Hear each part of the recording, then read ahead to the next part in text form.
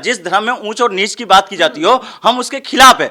आपने विपक्ष के तमाम सांसदों की बर्खास्तगी करके आपने आनन फानन में वो तमाम बिल लाए हो जो कहीं ना कहीं देश विरोधी बिल है। ड्राइवर उस गरीब तबके के आने वाले लोग होते हैं। आप जब गरीबों की जाति पूछने के लिए जाइएगा ना तो आपको पता चल जाएगा वो तमाम लोग बहुजन तबका से आते हैं, चाहे पिछड़े वर्ग हो, चाहे दलित हो, चाहे आदिवासी हो, लेकिन उनको परेशान करने का काम इन्होंने समय समय पर किया है। जब भी शोषित वर्ग अपनी आवाज उठाता है तो सरकार को घुटनों पर आना पड़ता ही है। और ये लोग वही लोग हैं, भारतीय जनता पार्टी संघी लोग हैं जो बुर्के के खिलाफ खड़े होते हैं, बुर्के के खिलाफ। और आज ये स्थिति होगी उत्तर प्रदेश के अंदर कि जो हिंदू की जो महिला और बेटी है उन्होंने मुंह पे दुपट्टा मारना स्टार्ट कर दिया है।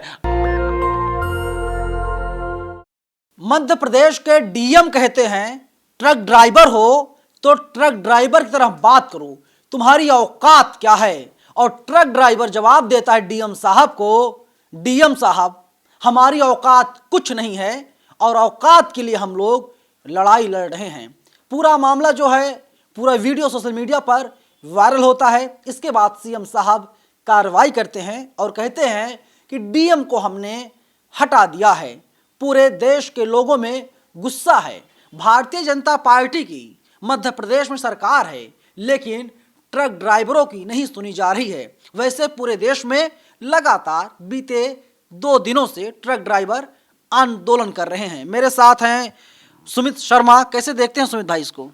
उस डीएम साहब को ड्राइवर की औकात का पता कल ही चल गया। जिस तरह से सरकार ने उन्हें एक आदेश दे दिया, आदेश ये मिला कि उन्हें ट्रांसफर से उन्हें संतोष करना पड़ा। बात आते हैं ड्राइवर की, जिस बात की बात करते हैं ये ही ड्राइवर हैं। अखिलेश यादव का बयान सुना होगा आपने, ये वो ड्राइवर हैं जो देश के जो तानाशाही ड्राइवर को चेंज करने का काम करेंगे।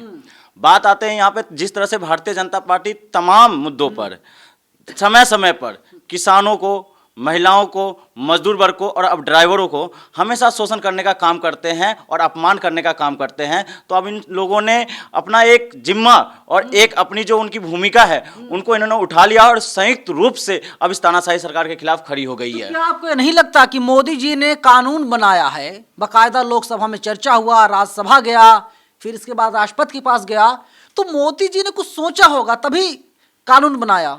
इस कानून का मतलब क्या है? जिस कानून में आपके ने स्टैंडिंग कमेटी के माध्यम से आपने कोई राय मसौदा नहीं लिया, इस कानून का क्या मादा है? जब आपने विपक्ष के तमाम सांसदों की बर्खास्तगी करके आपने आनन फानन में वो तमाम बिल लाए हो जो कहीं ना कहीं देश विरोधी बिल है, और तमाम वो बिल लाकर आप देश को क्या दिखाना चाहते हो? आप ये बताइए, इस हिट एंड रन के मामले में बताइए ड्राइवर कौन बनता है? ड्राइवर उस गरीब तबके के आने वाले लोग होते हैं। आप जब गरीबों की जाति पूछने के लिए जाइएगा ना तो आपको पता चल जाएगा वो तमाम लोग बहुजन तबका से आते हैं, चाहे पिछड़े वर्ग हो, चाहे दलित हो, चाहे आदिवासी हो, लेकिन उनको परेशान करने का काम इन्होंने समय समय पर किया है। लेकिन उसका जवाब भी इन लोगों ने समय समय पर दिया है। जिस तरह से 2 अप्रैल को आपको याद होगा जब इन्होंने रोस्टर बिल के खिलाफ जब ये लोग खड़े हुए थे तो इनकी औकात पता चल गई थी, और वही औकात 2 दिन में इन ड्राइवरों ने भारतीय जनता पार्टी को दिखा दिया, और जिसकी वजह से उन्होंने बिल वापस लेने के लिए एक अर्जी डाला है। तो क्या लगता है कि नरेंद्र मोदी की सरकार घुटने पर आ गई ड्राइवरों के आंदोलन से? बिल्कुल घुटने पर आ गई है। और जब मैं बात करता हूं, जब भी शोषित वर्ग अपनी आवाज उठाता है तो सरकार को घुटनों पर आना पड़ता ही है, क्योंकि सरकार जो चलता है वो सरकार चलता है मजदूर से, कर्मचारी से चलता है, ड्राइवरों से चलता है, किसानों से चलता है, और उनको महिला उसको शक्ति देती है। लेकिन ये भारतीय जनता पार्टी उनको हमेशा शोषण करने का काम करती है। गरीबों की सरकार है मोदी जी की सरकार। आप किस गरीबों की बात कर रहे हो? आप ये बताइए, छत्तीसगढ़ में भारतीय जनता पार्टी चुनाव किसके नाम पर जीती थी? आदिवासी के नाम पर।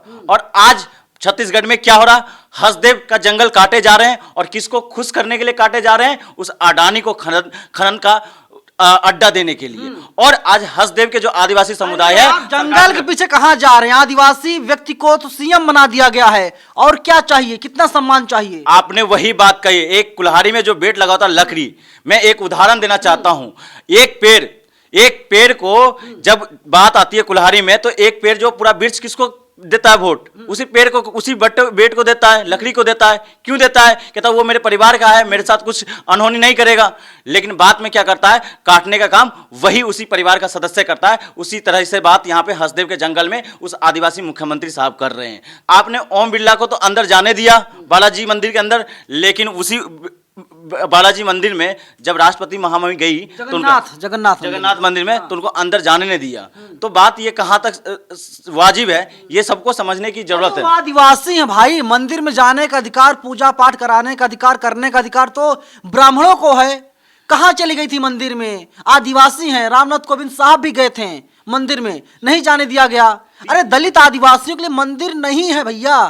ये चीज तो हम भी कह रहे हैं। हाँ। दलित आदिवासी अगर मंदिर में नहीं है तो हम जाते क्यों हैं? सुनिए, अब बात आते हैं। जब आप आदिवासी को, जब हम मंदिर को बर्खास्त कर, जब हम मंदिर को बाइकॉट करते हैं तो आप लोग हमें क्या कहते हो, क्या आरोप लगाते हो? ये धर्म विरोधी है। हम तो उस वन व्यवस्था के कुव्यवस्था के खिलाफ है, उस जाति के कुव्यवस्था के खिलाफ है।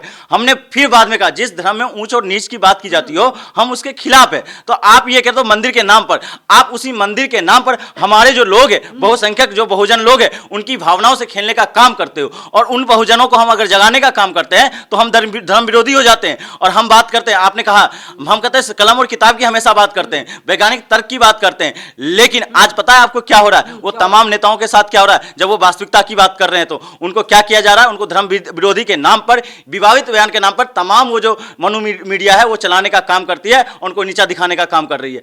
तमाम राजेंद्र पाल गौतम का बात कर लीजिए, स्वामी प्रसाद मौर्य का बात कर लीजिए, चंद्रशेखर आजाद के साथ। स्वामी प्रसाद मौर्य तो अवहेलना झेल रहे हैं उत्तर प्रदेश के अंदर, वो अपने पिछले समाज की अवहेलना जोड़ रहे हैं। लेकिन उसी उत्तर प्रदेश में रामलला पहले टेंट में थे, अब पहुंच गए पक्के मकान में, भव्य राम मंदिर बनकर तैयार हो गया है। सुनिए, राम मंदिर की बात करो, उस राम मंदिर में जो ट्रस्ट में जो सदस्य या पुजारी की बात कर ले, मैं ये पूछना चाहता हूँ उस ट्रस्ट में कितने पिछले सदस्य के लोग हैं, उसमें कितने दलित की भागीदारी है, मैं ये पता उनका कब यूज किया जाएगा? इन धर्म ठेकेदारों के माध्यम से उनका यूज बस श्रद्धालु के लिए यूज किया जाएगा। पंडित जी का काम है, पंडित जी का काम है, पंडित जी का धर्म है कि वे लोग पूजा पाठ कराएंगे। सुनिए, पंडित जी का काम है तो आपके लिए उनको प्रधानमंत्री बना दीजिए, उनको सेना के लिए उनको बॉर्डर पे भेज दीजिए। अगर पंडित जी का ही काम है तो उनके सेक्रेटरी में उन्हीं को दे दीजिए। आप ये बताइए, आप उनको उस चीज को देकर, मैं फिर बात करता हूं, एक चीज मुद्दे की बात करता हूं। मैं कहता हूं सेक्रेटरी में जितने लोग हैं, सेक्रेटरी में जितने लोग हैं वो कौन से तबके से आते हैं, उनकी भागीदारी कहां तक आती है? आप पंडित बात करो, ये धर्मवाद से चलेगा? ये वसुधैव कुटुंबकम वाला देश है जहां भाईचारे से देश चलेगा।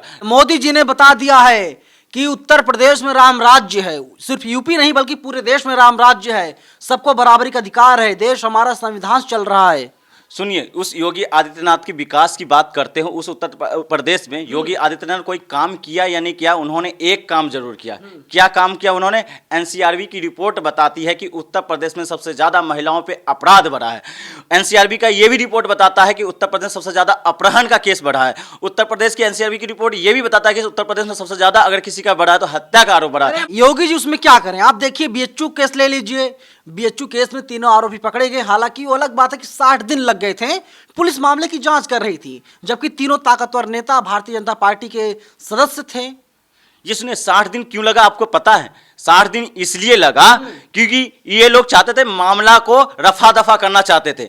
आप ये बताइए, ये जो तीनों आरोपी है, जब 7 दिन पहले ये जब मामला उठा था तो उस समय इन्होंने क्या करा? ये सारे वो रसूल वाले लोग हैं, ये सारे नेता के खानदान से आते हैं। आपको पता है तीनों आरोपी क्या करते हैं? इनसे पहले इनके गली मोहल्लों ने आरोप लगाया, कई बार लड़कियां छेड़ने का आरोप इन पर लगा हुआ, पहले भी 3 केस लगे हुए हैं। और बात आती है, दूसरी बात अब आती है, पॉइंट वाली बात ये आती है, जब ये बीएचयू के छात्र सड़क पे आए तब जाके ये उजागर हुआ। और 60 ये एक मामला नहीं है, वो तमाम मामला जो उत्तर प्रदेश का, प्रयागराज का मामला उठा लीजिएगा जिसमें पूरे परिवार को जला दिया गया, गैंगरेप का जो पीड़ित थे उनका पूरा परिवार को जला दिया गया। ये मामला हाथरस की बात करता हूं, बिना परिवार को बताए उनको जिंदा जला दिया गया। रेप करके जला दिया जाना मतलब क्या? एक समाज का जिंदा जलाना बात होती है, उस बात की कह रहा हूं मैं। और बात कानपुर की बात कर रहा हूं मैं, जहां महिला को और उनकी बेटी के साथ जिंदा जला दिया घर के अंदर। तो ये तमाम मुद्दे हैं। और महिला सुरक्षा की बात करते हो, जहां कॉलेज के अंदर छात्रा पे गोली चला दी जाती है, उनकी हत्या हो जाती है। अब तक तमाम वो महिलाएं बोलने से कतराती है। और ये लोग वही लोग हैं, भारतीय जनता पार्टी संघी लोग हैं, जो बुर्के के खिलाफ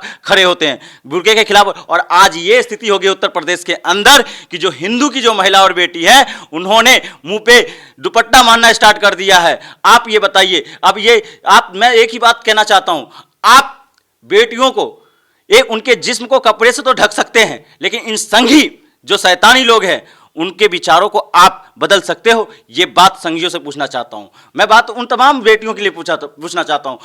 आज जिस तरह से बेटियां डरी हुई है, बहन बेटियां उत्तर प्रदेश के अंदर, जहां जब भारतीय जनता पार्टी का शासन है, वहां पे ऐसी कंडीशन है कि जो बहन बेटी है वो भारतीय जनता पार्टी के गुरके से डरे हुए तो लगता है आपने अमित शाह का बयान नहीं सुना। उन्होंने क्या कहा था पता है आपको?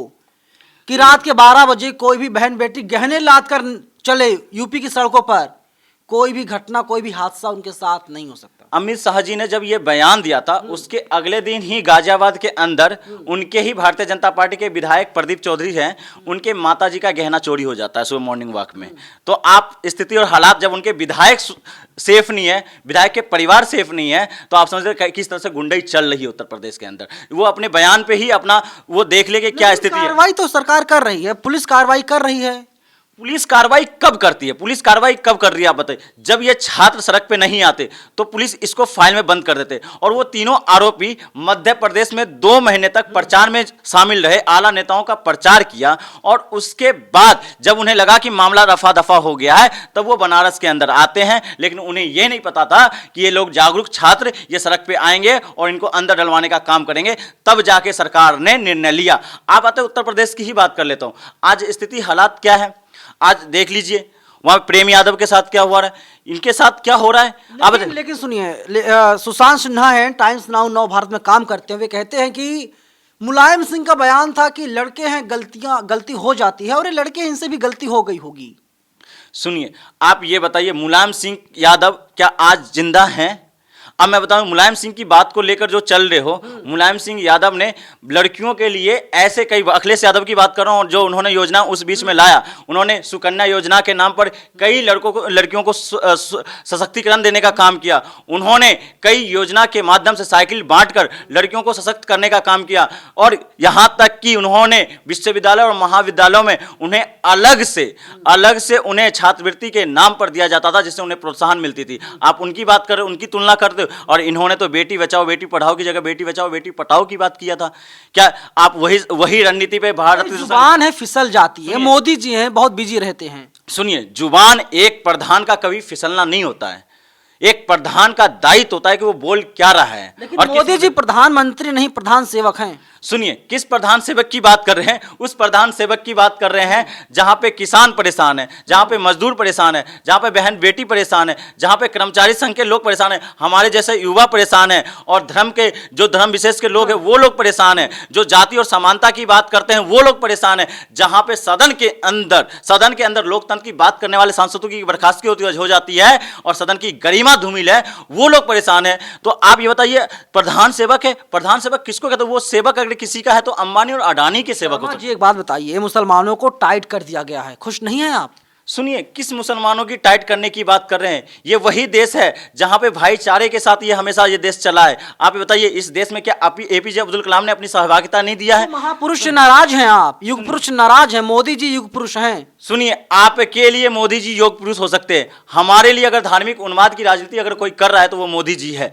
हमारे लिए अगर देश में बांटने की राजनीति अगर कोई कर रहा है तो मोदी जी और अमित शाह जी कर रहे हैं देश के अंदर। और हमारे लिए देश के अंदर ये बता देते हैं कपड़े के आधार पे कौन आतंकवादी है कौन आतंकवादी नहीं है, तो वो कभी भी देश को सबका विश्वास नहीं जीत सकते। आप किस मोदी जी की बात, योग पुरुष की बात करते हैं? उन्होंने देश के अंदर 2 धाराओं में बांट दिया, उन्होंने जातिवाद ला दिया, उन्होंने फिर से वो वन व्यवस्था ला दी।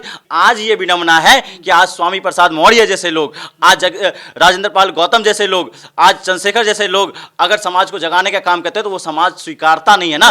जो कहता है इन लोगों का गला काट के लाओ, उन्हें हम इतने करोड़ का इनाम देंगे। यही तो मैं बताना चाहता हूं।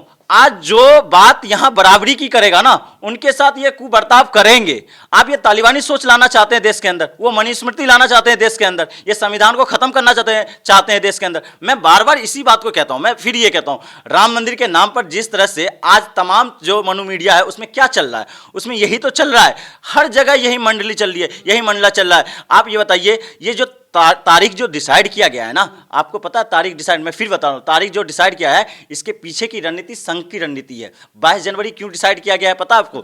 उस मद्देनजर 26 जनवरी को नीचा किया जाए, जिसकी वजह से हम गणतंत्र दिवस मनाते अरे हैं। दिवाली मनाइएगा, उस दिन दिए जलाइएगा। मोदी जी ने नया टास्क दिया भक्तों को। हम दिया उस दिन जलाएंगे जिस दिन कलम और किताब मजबूत हो जाएगा। हम दिया उस दिन जलाएंगे जिस दिन बहन और बेटी अपने आप को सुरक्षित मानने लगेंगे। हम दिया उस दिन जलाएंगे जिस दिन तमाम जो प्रोफेसर है, जो शिक्षण संस्थान में है, उनकी जो आवाज़ है वो बुलंद होगी देश के अंदर, और तमाम लोग बहुजन एका पर जल और जंगल जमीन की बात करते हैं, उनका हक और अधिकार मिलेगा। उस दिन हम दिया जलाएंगे। जहां बराबरी की बात है, जहां हिस्सेदारी की बात है, उसमें संख्या के आधार पर अगर भागीदारी मिलेगी, उस दिन हम दिया जलाने का काम करेंगे। हमारे दिया जलाने का काम है, हमें संविधान ने दिया जलाने के लिए दिया है, संविधान को हम मानते हैं। हम किसी मनुस्मृति को मानने वाले लोग नहीं है। मैं फिर कहता हूं, आप राम मंदिर के नाम पर राजनीति मत कीजिए। राम राज्य में कहीं राजनीति नहीं लिखी गई है।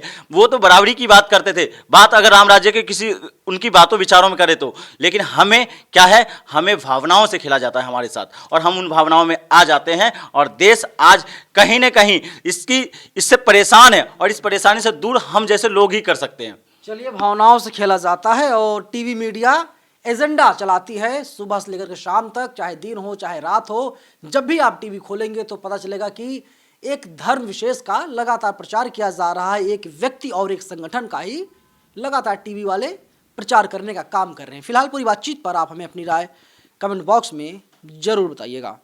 कैमरा पर्सन आशीष के साथ मैं नवीन कुमार नंदन, नेशनल दस्तक, दिल्ली। नेशनल दस्तक की आपसे गुजारिश है कि अगर इसको बचाना चाहते हैं तो नेशनल दस्तक को सब्सक्राइब करने के लिए रेड कलर के सब्सक्राइब बटन को दबाएं, फिर बेल आइकन की घंटी दबाएं। नेशनल दस्तक को बचाने के लिए बहुत जरूरी है कि हर खबर को शेयर करें, लाइक करें, कमेंट जरूर करें।